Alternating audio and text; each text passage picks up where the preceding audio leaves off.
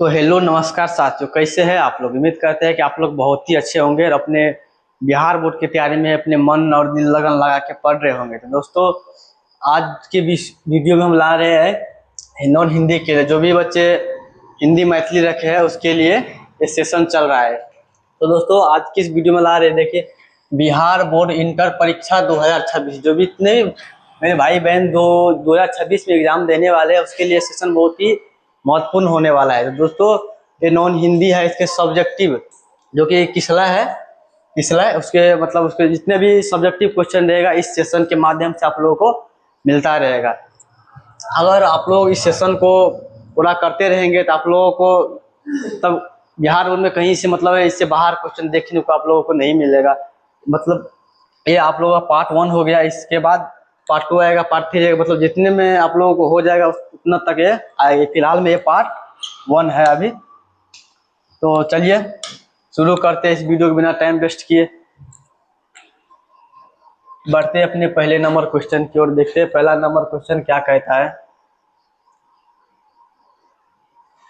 तो ये रहा हमारे सामने पहले नंबर क्वेश्चन। तो हिंदी का जो पहला चैप्टर है वो यहाँ से मतलब पूरा किताब से मतलब यहाँ से सब्जेक्टिव क्वेश्चन सब लिया गया है।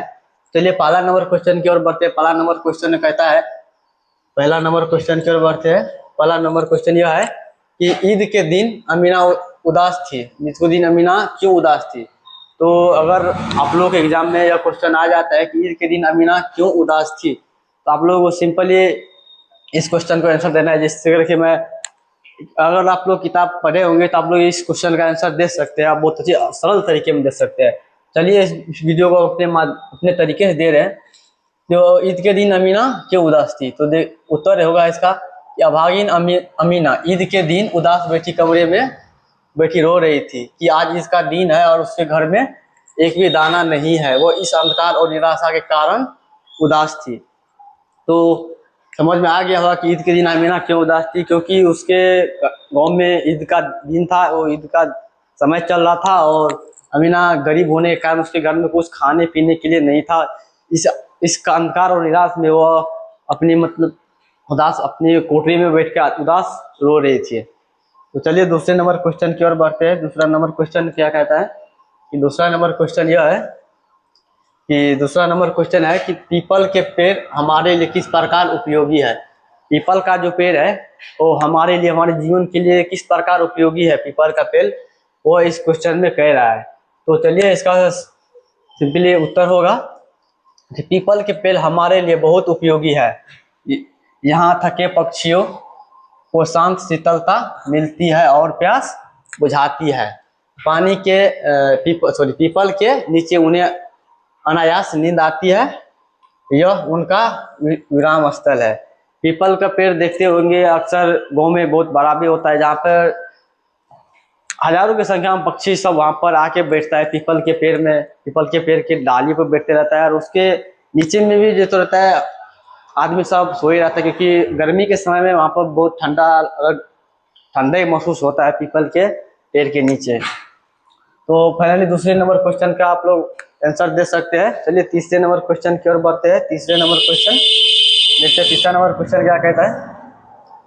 तो चलिए तीसरे नंबर क्वेश्चन यह है कि खेमा खेमा कसारा के होटल पर काम क्यों करता था। खेमा जो था वो छोटा सा बालक था, वो कसारा के होटल पर काम क्यों करता था, किस लिए वो मतलब खेमा कसारा के होटल पर किस लिए काम करता था, इसके बारे में पूछा जा रहा है। तो उत्तर में रहेगा कि गरीब के कारण खेमा के पिता भरण पोषण करने के सक्षम नहीं थे। खेमा के पिता इतना गरीब थे कि अपने बच्चे लोग को भरण पोषण मतलब अच्छी शिक्षा मतलब उसके पेट पालने के लिए कुछ था नहीं, उसके लिए इस कारण खेमा को बेच दिया था। मतलब उसके लिए उसका भरण पोषण करना मुश्किल था, इस कारण से खेमा को जो पिताजी था खेमा को कसारा के होटल पर बेच दिया था, मतलब उसको दे दिया था। उसके बदले में कसारा उसके पिताजी को थोड़ा पैसा देता है और दिन उसके पास काम करता है। इसीलिए खेमा कसारा के होटल पर बाल श्रमिक के रूप में काम करता था, बाल श्रमिक के रूप में काम करता था। यहाँ से एक ऑब्जेक्टिव भी देखने को मिलता है कि यह जो बाल श्रमिक के रूप में कौन काम करता था, यहाँ पर से ऑब्जेक्टिव भी बन के आता है कि बाल श्रमिक के रूप में कौन काम करता है, बाल श्रमिक के रूप में काम कौन करता था। तो आप लोगों का सही आंसर हो जाएगा, यह ऑब्जेक्टिव में भी आ सकता है। खेमा जो है बाल श्रमिक के रूप में काम करता था, खेमा हो जाएगा इसका आंसर। तो यहाँ से अगर सब्जेक्टिव पढ़ते हैं तो आप लोगों को ऑब्जेक्टिव भी देख लो, कहीं कहीं मिलते रहता है, इसे तो हर जगह मिलते, हर क्वेश्चन में ऑब्जेक्टिव छुपा रहता है। अगर आप लोग अच्छे से खोजते हो तो हर क्वेश्चन में ऑब्जेक्टिव मिलेगा। चलिए चौथे नंबर क्वेश्चन की ओर बढ़ते हैं। चौथा नंबर क्वेश्चन क्या कहता है देखते हैं। चौथे नंबर क्वेश्चन यह है कि बाल गोविंद भगत कौन थे। चौथे नंबर क्वेश्चन है कि बाल गोविंद भगत कौन थे। बाल गोविंद भगत जो था वह कौन थे, बाल गोविंद भगत कौन थे। तो उत्तर में आएगा कि बाल गोविंद भगत मंझले कद के गोरे चिट्टे आदमी थे। मतलब बाल गोविंद भगत जो था मंझले कद के, मतलब लंबा खाला गोरा चिट्टा, मतलब देखने में अच्छा लंबा आदमी था। वह गिरहस्थ होते हुए भी सच्चा साधु थे। वो बाल गोविंद भगत था, वो एक गिरहस्थ था, जो गिरहस्थ के साथ साथ वो साधु भी था। बाल गोविंद भगत कबीर को अपना साहा मानते थे। यहाँ से एक और ऑब्जेक्टिव निकल के आता है कि बाल गोविंद भगत किसे अपना साहब मानते थे। बाल गोविंद भगत कबीर साहब को अपना साहब मानते थे। उन्हीं के गीतों को गाते और उन्हीं के आदर्श पे चलते थे। उन्हीं के जो गाया हुआ गीत रहता था उसी गीत को बाल गोविंद भगत गाता था और उसी के आदर्श पे, मतलब उसकी सलाह पे वो चलता था। उसके सच्चे भक्त कह सकते हैं। वह कभी झूठ नहीं बोलते थे। वो जो है बाल गोविंद भगत कभी झूठ नहीं बोलते थे, जो कि कबीर साहब जैसे उसके आदर्श पे चलते थे, कभी झूठ नहीं बोलते थे। वह हर वर्ष 30 कोस पैदल यात्रा कर गंगा स्नान करने जाते थे। वह जो है बाल गोविंद भगत हर साल 30 कोस दूर पैदल यात्रा करने जाते थे। संत समाज में उनकी गहरी आस्था थी। यहाँ से भी एक ऑब्जेक्टिव और निकल के आता है कि हर वर्ष कौन 30 कोस दूर पैदल यात्रा करने गंगा स्नान जाता है। सिंपली इसका आंसर हो जाएगा बाल गोविंद भगत। बाल गोविंद भगत, बाल गोविंद भगत।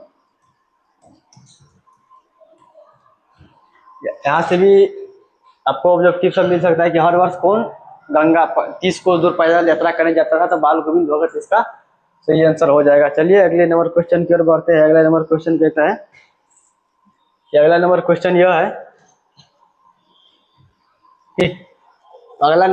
यह है कि करमवीर की पहचान क्या है। करमवीर की पहचान क्या है। अगले नंबर 5 नंबर क्वेश्चन यह है करमवीर जो है उसका पहचान क्या है। करमवीर तो सिंपली इसका छोटे से आंसर है, मतलब शॉर्टकट में लिख सकते हैं। करमवीर की पहचान क्या है। तो सच्चा करमवीर साहसी और परिश्रमी होते हैं। वह विद्या और बाधाओं से नहीं घबराता। कठिन से कठिन कार्य को वो हंसते हंसते पूरा कर लेते। करमवीर उसका पहचान है जो कि कभी मुश्किलों को देख के भागती नहीं है। तो उसके सर पे कोई काम रहता है वो उससे नहीं होता है और वो प्रयास करता है, बार बार प्रयास करते हैं, इससे होता है, उसी को मतलब करमवीर की पहचान कर सकते हैं। बड़े से बड़े संकट भी उससे अपने काम से विचलित नहीं कर सकता। कितना भी बड़ा संकट क्यों ना हो जाए, अगर जो उस काम को ध्यान पूर्वक कर लेगा वही एक करमवीर का पहचान होता है। वह जिस काम को आरंभ करता उससे समाप्त करके ही दम लेते हैं। करमवीर का जो एक और पहचान है जो कि जिस काम को शुरू करेगा उस काम को खत्म करके ही आराम लेगा। जैसे कि आप लोग अभी पढ़ रहे हैं, जब तक आप पूरा प्रैक्टिस नहीं करिए तब तक आप ऐसे होता है कि बहुत सारे बच्चे को देखते रहते हैं कि मतलब कुछ देर पढ़ता है फिर उधर उधर घूमने उन्हें वहाँ इससे उससे फोन चलाने लगता है, चलाने लगता है। ऐसा नहीं है, वो करमवीर की पहचान नहीं है। करमवीर अगर पढ़ने बैठ गए 5 घंटे 6 घंटे आराम से पढ़िए, उसके बाद कहीं घूमने जाइए, आधा 1 घंटा रेस्ट लीजिए, फिर आके फिर अपना मेहनत जारी कीजिए। वह किसी कार्य को बीच में अधूरा नहीं छोड़ता, यह करमवीर की पहचान है। वो भी किसी काम को बीच में अधूरा नहीं छोड़ता है। जैसा कि आप लोग बीच पढ़ते रहते हैं और बीच में से उठ के भाग जाते हैं, यह आप लोग करमवीर की पहचान नहीं है। कर्मवीर की पहचान करने के लिए आप लोगों को दिन रात मेहनत करना पड़ेगा, तब आप लोग कर्मवीर बन पाएंगे।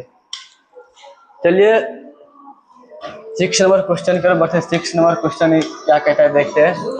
6 नंबर क्वेश्चन है कि आप अपने को कर्मवीर कैसे साबित कर सकते हैं।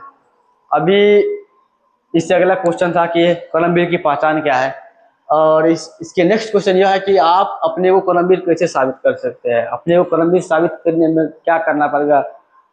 अगर आप अपने को कर्मवीर साबित करना चाहते हैं तो खूब मेहनत कीजिए और अपने बिहार बोर्ड के एग्जाम में अच्छा से अच्छा रिजल्ट लाइए, तब आप अपने को कर्मवीर साबित कर सकते हैं। तब लोग समझे कि हाँ ये बच्चा जरूर मेहनत किया है, आज इस मुकाम पे पहुंचा है, अच्छा रिजल्ट लाया है। चलिए देखते हैं कि आप अपने को कर्मवीर कैसे साबित कर सकते हैं। सबसे पहले आप अपने को कर्मवीर साबित करने के लिए उसका उत्तर देख सकते हैं हमारे तरफ से जो लिख के लाए हैं कि हम अपने को कर्मवीर साबित करने के लिए असंभव कार्य को संभव कर ही दम लेंगे। जो भी हम अपने को कर्मवीर कैसे साबित करेंगे, कोई भी काम है उसको जो हमसे नहीं होने वाला उस काम को हम बार बार करेंगे, बार बार करेंगे, बार बार करने से वो काम को समझ में आता है, सीख मिलता है। जिस काम को जितना बार करोगे वो आपसे उतना सीख मिलेगा।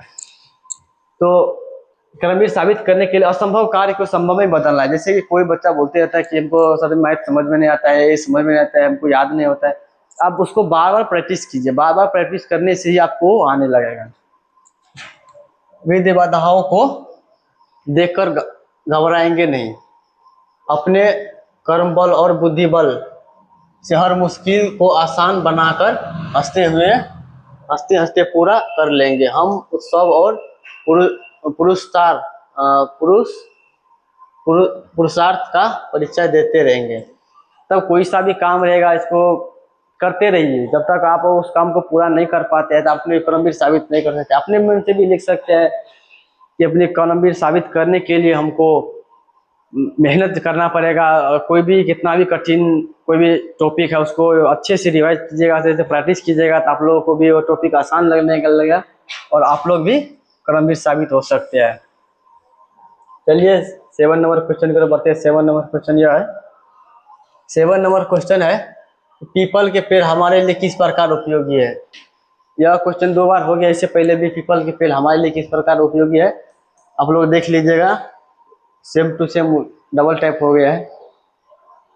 8 नंबर क्वेश्चन यह है 8 नंबर देखिए। 8 नंबर क्वेश्चन है कि पुतु बाल गोविंद भगत को छोड़कर क्यों नहीं पुतु बाल गोविंद भगत को छोड़कर जाना क्यों नहीं चाहती थी। बाल गोविंद भगत का जो पुतौ था उसकी बेटे की वाइफ उसको छोड़कर, मतलब उसका पुतौ बाल गोविंद भगत को छोड़कर क्यों नहीं जाता था, क्योंकि बाल गोविंद भगत का जो बेटा था उसका मृत्यु हो गया था। मृत्यु के बाद उसका पुतौ भी उसका साथ नहीं छोड़ता है। तो चलिए इसका आंसर देखते हैं।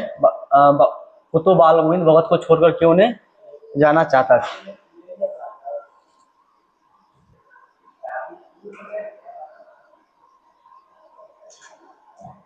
क्योंकि वो इसलिए छोड़ के नहीं जाना चाहता था क्योंकि जब वो सोचता था यदि हम इसको छोड़ के चले जाएंगे तो फिर बाद में जब इसको बीमार पड़ेगा, जब बुढ़ापा आएगा तो इसको देखभाल करने वाला कोई नहीं मिलेगा। इसके कारण जो है बाल गोविंद भगत का पुतौ था वो उसको छोड़कर जाना नहीं चाहता था, उसके साथ ही रहना चाहता था। उत्तर में है देखिए, बेटे की मृत्यु के बाद बाल गोविंद भगत के पुतौ की सेवा देखभाल करने वाला कोई नहीं था। जब बाल गोविंद भगत का जो बेटा था उसका मृत्यु हो गया तो उसके बाद बाल गोविंद भगत को जो है कोई देखने वाला, कोई मतलब बोलने वाला कि खाना खाए कि नहीं, नहाए कि नहीं, मतलब देखभाल करने वाला उसके पास कोई नहीं था।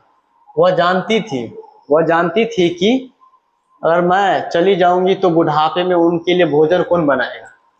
अब देखिए एक आजकल की औरतों को और इसमें देखिए कितना फर्क है।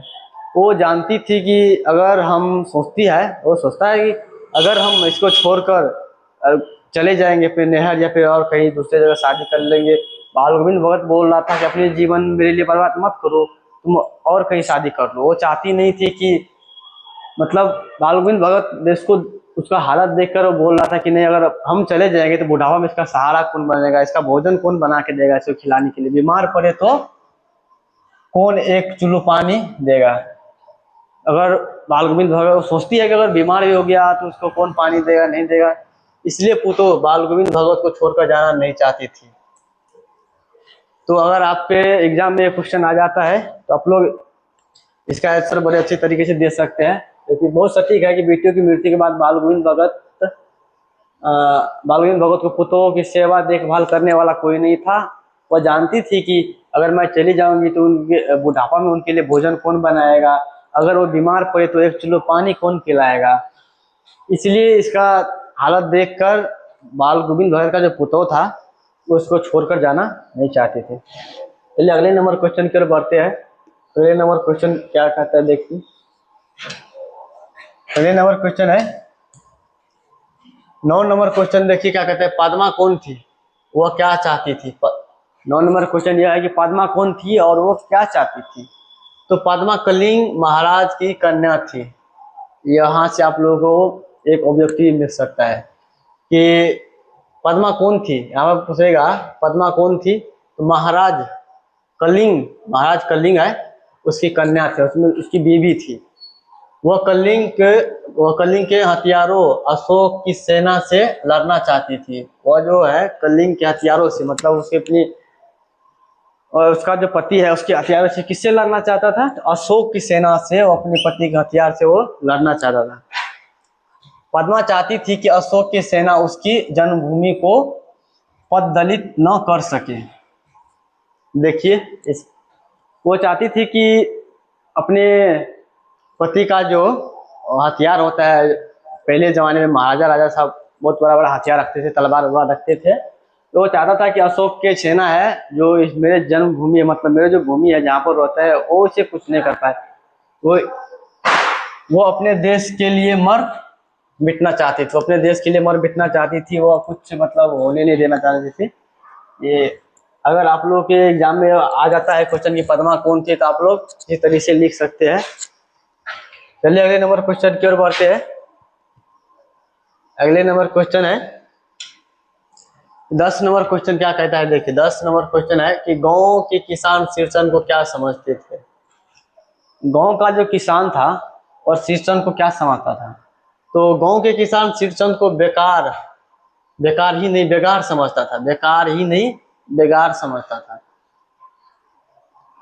यहाँ से ऑब्जेक्टिव भी आ सकता है कि गांव के किसान शीर्षन को क्या समझता था, बेकार बेगार बुर्बक, कुछ ढेर सारा ऑप्शन दे देगा, 4 ऑप्शन दे देगा, इसमें बोलेगा इसमें क्या समझता था। अगर आप लोग बेगार देखिएगा, बेगार समझती थी। क्या समझती थी, तो बेगार।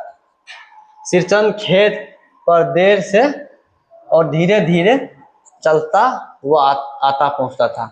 शीर्षन का जो कार्य था वो थोड़ा स्लो था, इसके लिए वो गाँव का जो किसान है उसको बेकार ही नहीं बल्कि बेकार से बेकार समझता था कि वो चलने में थोड़ा प्रॉब्लम होता था, उसको धीरे धीरे चलता था। कोई भी काम जो है उसके लिए धीरे धीरे उसको करता था, इसीलिए गाँव का जो किसान लोग था उसके लिए बेकार समझता था। तो लगता है समाप्त हो गया है। चलिए आज की सेशन के लिए बस इतना ही रहने देते हैं। 10 क्वेश्चन, इसके पार्ट 2 जो है उसके लिए हम लोग ला रहे हैं आप लोगों के लिए, पार्ट 2 के लिए और क्वेश्चन सब ला रहे हैं, अब तैयार हो रहा है। अगर आप लोगों को ये वीडियो पसंद आ रहा है तो आप लोग इस सेशन को अपने दोस्तों में भी शेयर जरूर कीजिएगा, ताकि उन लोगों को भी पता चले कि हाँ, मतलब अपने दोस्तों में शेयर जरूर कर लीजिएगा। यह तो पार्ट 2 है, इसके बाद आएगा पार्ट 1 है, इसके बाद पार्ट 2 आएगा। बहुत मतलब टाइपिंग सब कुछ हो रहा है। पार्ट 2 आप लोग को लिए जल्द मिलेगा। तो मिलते हैं ऐसे नेक्स्ट वीडियो में, तब तक के लिए पढ़ते रहिए, मुस्कुराते रहिए, हंसते रहिए। धन्यवाद, जय हिंद।